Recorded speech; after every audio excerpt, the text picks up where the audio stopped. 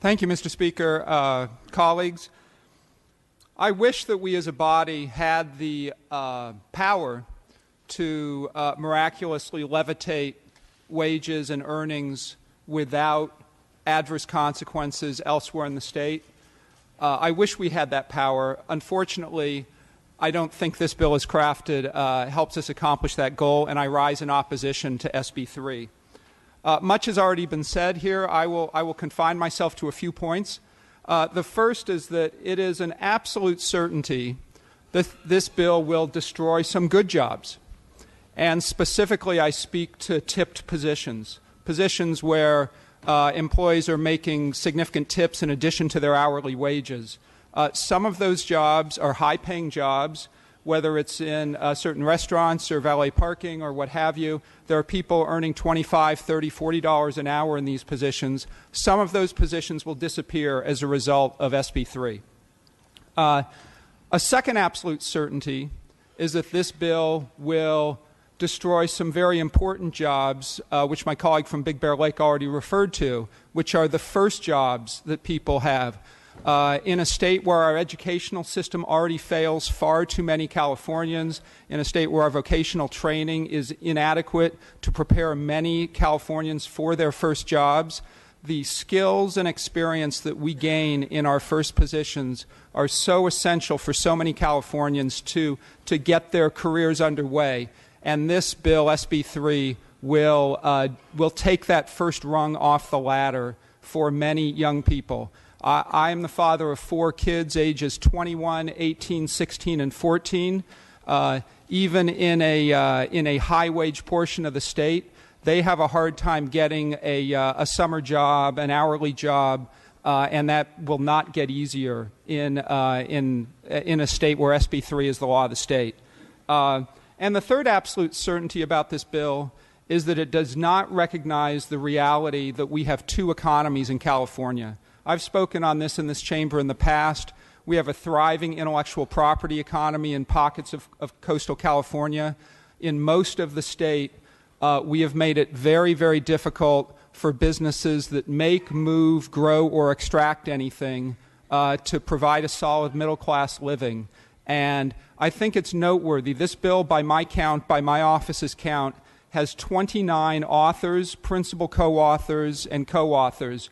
There is not a single member of the Central Valley that is included in that group of 29. And I think those members of this chamber who live in high-wage, affluent parts of coastal California who are prepared to throw an entire region of this state under the bus under some misguided notion of social justice are making a serious policy mistake. None of the concerns I've raised today go to the heart of the minimum wage. Minimum wages have been crafted in other states that address tipped positions, that address youth and training wages, and that even most recently in Oregon, they've tried to address their regional disparities. They have a different minimum wage in metropolitan Portland than they do in the rest of the state. This chamber, exercising its deliberative powers, could have crafted a good minimum wage bill. And what did we do instead? We went from a backroom deal on Sunday to a vote on the floor of this chamber on Thursday, an inappropriately brought bill wharfed onto this floor without exercising our deliberative powers. And for those of us who do not get back to our districts during the week because of commute times and plane times and so on, this bill will have gone from a news article, a backroom deal, to pass through the legislature without me having spent face-to-face time with a single one of my constituents. And I wonder if perhaps that was not the point of this whole exercise. I rise in strong opposition to this bill. Mr. Chavez, you are recognized from your desk.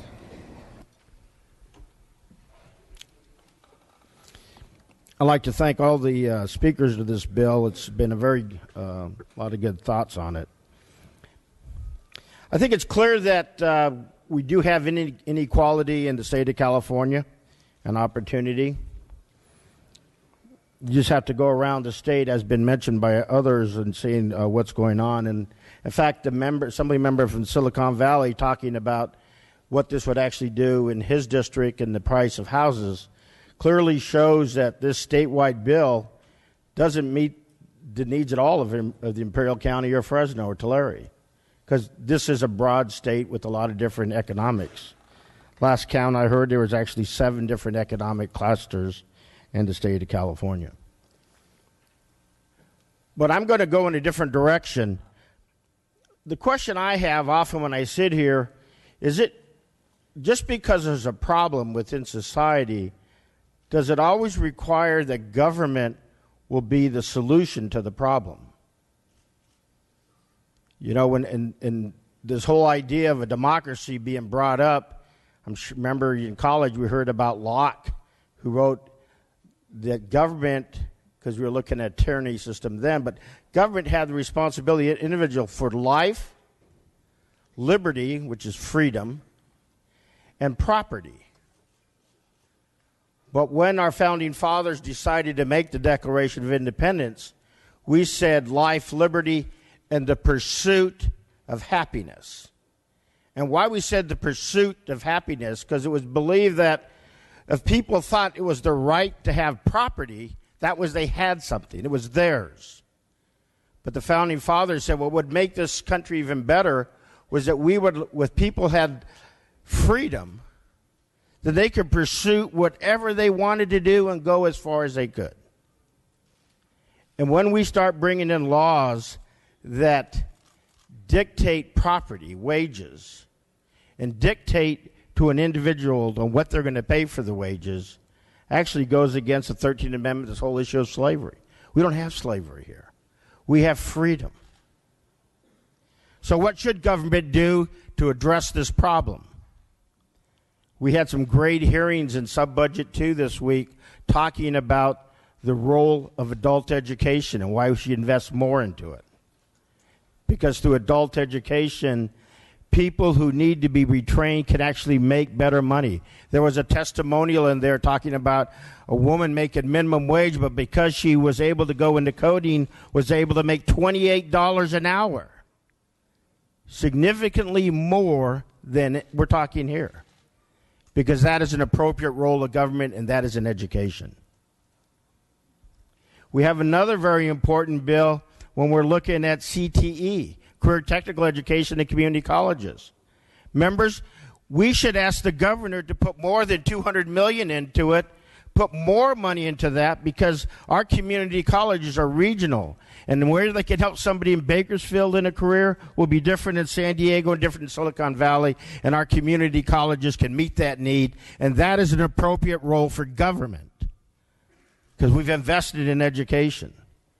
If you want to fix the inequality that we have economically within this state, we should look at the inequality in education, because that's where it's at. To arbitrarily dictate, to demand from a business owner that they would decide what the wage would be, not understanding that the diverse occupations or the region of this state is not the role of government. Ladies and gentlemen, we need to look to our history and the founding of this country to figure out the solution to the front.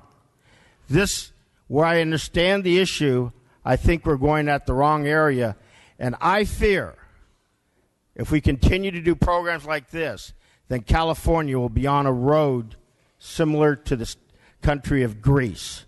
Just read how they're dealing with their issue of wages and housing and unemployment, and then look at how the society is breaking down. Because when people lose the ability to pursuit of happiness, then bad things happen in our world. I ask a no vote for this bill.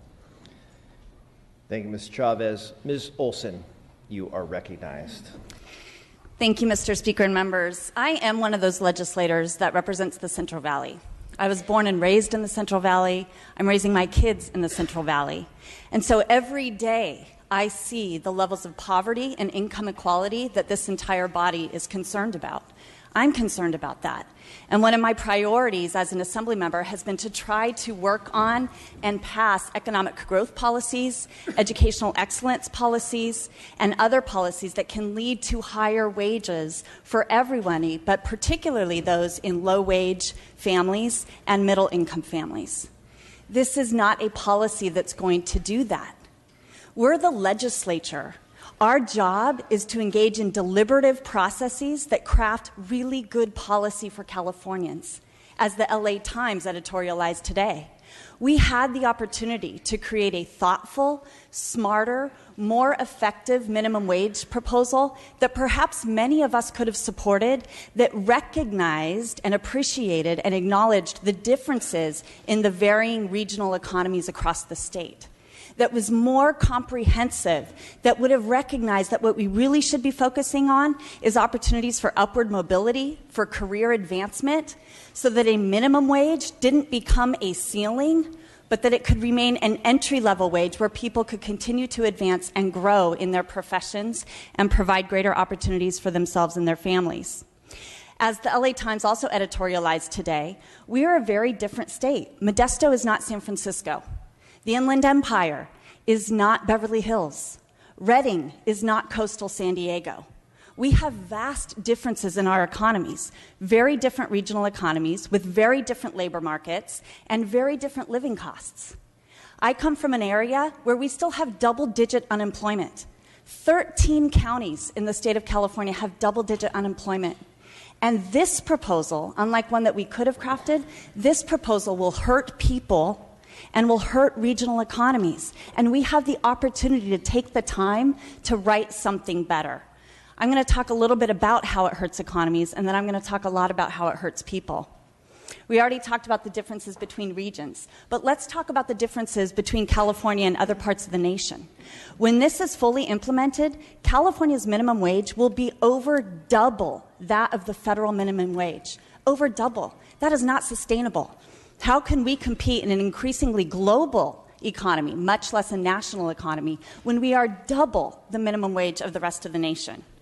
Previous increases have been between 15 cents and $1.25. This is $5 and there's no cap. It is not sustainable. A couple of months ago, we were all freaking out about a $1 billion hole in the budget until we passed the MCO. This is a $4 billion hit to the general fund, which makes the $1 billion hole look like nothing. But everybody in here and the administration were freaking out about how we were going to close that $1 billion gap. And no analysis has been done as to how we're going to cover the $4 billion of costs. This will raise the cost of living in California. And middle-income families are already struggling with the highest costs in the nation. UC Berkeley economist Michael Reich said that this will be paid for primarily through modest price increases on consumers. Well, colleagues, modest price increases are a big deal when you already have the highest costs in the nation. This will drain family budget resources far more than an increase in the minimum wage could provide for. This proposal hurts people. It hurts workers. Even liberal economists agree that this will lead to massive job losses across the state. So who are we really helping? There was an article in the paper about a fast food cashier in Oakland. And last year, Oakland passed its own minimum wage hike. That worker benefited in no way because his hours went from 25 hours a week to 16 hours a week. And so what he received was neutral. The minimum wage increase didn't help him at all. So who are we helping? We are going to see replacing labor with technology. Ag, wine grapes today, they are labor intensive, and they are already exploring ways to replace those workers with technology, not because they want to, but because they cannot remain in business and afford these kind of wages. So again, I ask you, who are we really helping? Let's talk about my dad. We're really hurting teenagers. Because how are teenagers going to get their first job now when they can't afford, the employer can't afford, that little neighborhood yogurt shop can't afford to pay $15 an hour? Some of you have heard me talk about my father, who successfully fought his way out of poverty. And I ask you, if he were a kid today, who is going to hire somebody who's poorly dressed, whose father is a drunk, whose mom can't speak English, who gets poor grades in school, who has poor behavior habits? Who's going to spend $15 an hour to hire that kid and give that kid an opportunity to climb his way out of poverty and provide a better life for his future children? People like me.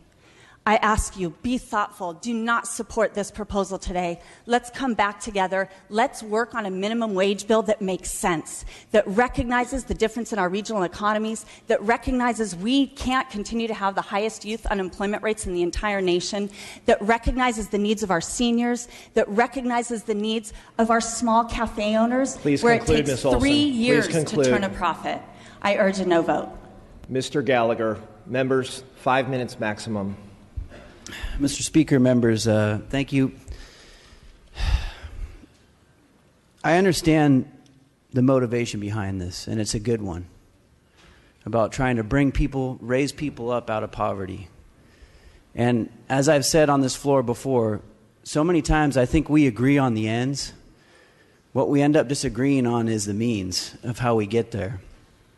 And we've talked about proposals. There's been things that we've agreed upon to help bring people out of poverty. Just last year, we agreed on an earned income tax credit here in California, what is basically a wage subsidy that helps the working poor in this state.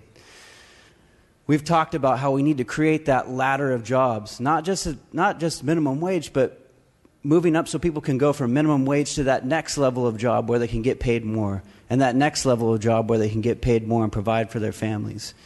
We need to do a whole lot more work on that ladder of jobs. To me, that is really the key of how we bring people out of poverty. I don't know how I can convey this to you. I think so often what the opposition is trying to tell you today, if you take the time to listen, is that what you're trying to do won't accomplish the objective. This isn't about big business versus the low income, okay? Big business, let's be real, big business will find a way to deal with this legislation. They'll either do it by moving jobs out of this state, they'll do it by mechanizing and finding other ways to reduce jobs, or they'll pass it on to the consumers who are already paying the highest costs in the nation to live in California. Who this is really about is the middle class, the small businesses that make up the middle class, and the working poor. And what we're trying to tell you is that this measure will hurt both of those people if this passes today. And the only way I can convey it is by talking about what it does in my own district. Okay, I still have in many parts of my district double-digit unemployment. You know, it's great that some of the coastal communities are at 5-6% unemployment, but that's not the case in my district. Every single job counts. And when you look at the studies, the CBO study, Congressional Budget Office study that showed 500,000 jobs would be lost just raising the federal minimum wage to 10. And when you look at all the studies, there was a great book out that came out in 2014, What Does the Minimum Wage Do? It was by a Michigan State professor who synthesized all the 200 studies that have been done on minimum wage. And what they concluded is that minimum wage increases, moderate minimum wage increases, can be used as a policy tool. But large scale, 50% is what we're talking about. 50% increase in minimum wage is an unknown. And in many cases could have a very detrimental effect on jobs. I can tell you about Don Glazer, who owns the Brick Coffee Shop in Marysville, and how he just adjusted to the $10 an hour. It was the equivalent of raising his rent by double to do that. He competes with Starbucks. How is he going to? He can't raise his prices, so that means he's going to have to lay off workers. That college student who's using that part-time job to go to Yuba College in my district to try and get some more skills so they can go on to the next level, that job's going to disappear. The Punjabi American farmer who called me on the phone and said, James, tell me this isn't going to happen because I don't know how I'm going to be able to keep my workforce at $15 an hour when almond prices are crashing, when walnut prices are crashing, when it's getting harder and harder in the peach industry to find labor and to be able to get labor to come in and work. They can't bear it. In my district, it's not, big industries. The backbone of my district is agriculture and ag-related jobs and small businesses. 30 seconds. Tell you about Mr. another Gallagher. one in Chico. Been there for 40 years.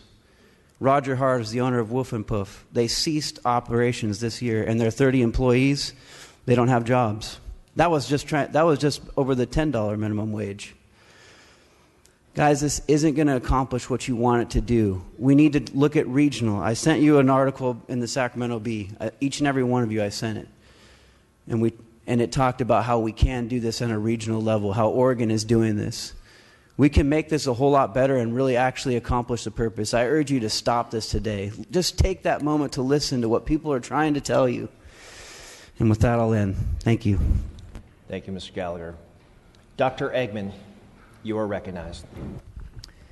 Thank you, Mr. Speaker. Members, I rise today, and I'm not going to tell people how to vote on this bill. We all represent districts, and we all have to vote what our district would want us to do. What I want to say today is, in light of one of my colleagues, that the process in how we got here just doesn't feel right. I also represent a Central Valley community, and if people were watching the news, and I know a lot of people in this building had to make a lot of hard cuts with members, I can tell you, sitting on a city council and having to declare bankruptcy and looking people in the eye, because you don't have an economic base that can support a city, that you have to declare bankruptcy is one of the most harrowing things that anyone, I think, has ever had to do. Certainly is the most difficult thing I've ever had to do in my professional career. So when we did the water bond, and we took time, and we traveled up and down the state, and we listened to people, and we talked, and we listened, and we took input, and we crafted something that this almost entire body could get behind. I wonder what happened to that. That was a good process. We all felt included. We all were able to talk to our constituents. I don't have government jobs in my district. I don't have big Fortune 500 jobs in my district. I have small business. I have agriculture business. Those are the people that are going to have to pay this $15 an hour. And I understand we have two bad initiatives on the ballot, and that's going to be difficult, and that's going to be worse. But what was the rush to do this? Why are we coming back from spring break and hearing this? I don't have time to go and talk. I don't have time to go before my chamber. I don't have time to go before my farm bureau. I don't have time to go and hear from people. I mean, sometimes people just need to witness to hear what their concerns are. We are elected by our districts to come here to be deliberate. I don't think that's too much to ask in this chamber, that we're able to engage in a deliberate process to represent our constituents. Maybe at the end of the day, we could have all come together on this. That would have been a good thing. But as it stands now, we're here. It's today. It's happening today. And so I'll go back to my district. I'll hear people's pain, and I'll try to explain to them what happened and how it happened. But it would have been a whole lot better if we didn't do to people, but we did with people to really work to address income inequality and also take into account that there are people that have to pay these wages too, that are barely hanging on as it is. Our economy in my district is just beginning to pick up. I'd invite my neighbor from Silicon Valley. You can still buy a home in my district for under $100,000. That's the economy that I live in. That's the reality that I face, and that's what I'm going to go home to and talk with everybody, talk with my small business owners, and to hear from them after the fact how this impacts them, to hear from them after the fact what we potentially could have done different to be able to make this a win-win-win-win for all of California. Thank you, members. Speaker Emeritus Atkins, you are recognized. Well, thank you, Mr. Speaker. You know, I think the issue before us today, regardless from where you come, underscores an issue that is of significant importance in this country today, and that's income inequality. People feel it. People feel it deeply. And, you know, in terms of what we're trying to do today, it is to address that issue. And I think we have an opportunity in this state to show the country that putting more money in the hands of working poor people can make a difference and can make a difference in our economy. You know, as I've listened to people, I realize that we come to this only in the context of our own personal experiences, and then we have to put that together with the role we have as legislators.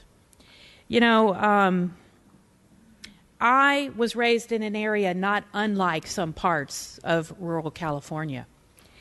I grew up in an area and at a time, so if we want to talk about misguided notion of social justice, my mother worked multiple jobs at a minimum wage. Therefore, I went to work and I contributed to the family. And what I would have much preferred is that my mother not have to work multiple jobs. And had she made a higher minimum wage, she might have been at home with her kids. And she wouldn't have been so tired all the time. Same for my dad. You know, so in the context of what we're doing today, we can speak just to this one issue today, the minimum wage and the context. But what we're also doing in California is we are trying to put money into small businesses. You know, my spouse is a small business owner. She gets paid last. That's what that means if you want to run an effective small business in this state. She gets paid last. Now, everybody thinks she's doing well. Well, she gets paid last. You know, the context is we are doing things to try and equalize the playing field. Thank everyone in this chamber for trying to work on lowering tuition and making it possible for students to have Cal Grants and to have the ability to be in school and also not have to work so they can focus on their studies and actually have a better life. So it is about access to education, and we're working on that. It is about access to capital, and we're doing California Competes. And small businesses in my communities, the disadvantaged parts of my communities, and the small businesses struggling in downtown San Diego are benefiting from that.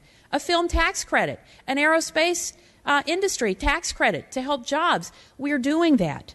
You know, and in terms of the role of government, were it not for government stepping in, I wouldn't have had access to a Pell Grant or low-interest college loans that enabled me to actually go to college and not be like my mom and dad, a poor, blue-collar, working-class woman. I stand here today because of the decisions that legislators made in this country to help me have access to a level playing field. Does that mean that there aren't going to be difficulties as businesses face the challenge of how to do this? I would say thank you for the approach, which takes time and allows businesses to be able to plan. It allows people to be able to plan. I think that's important. So I don't think this issue is a panacea either, but I think in the context of everything else we are trying to do for our constituents, it's a piece. It is a piece of what we can do, and I think the challenge for us is to show the world how we can do it in California differently than countries like Greece or differently than other areas. That's within our power to figure out.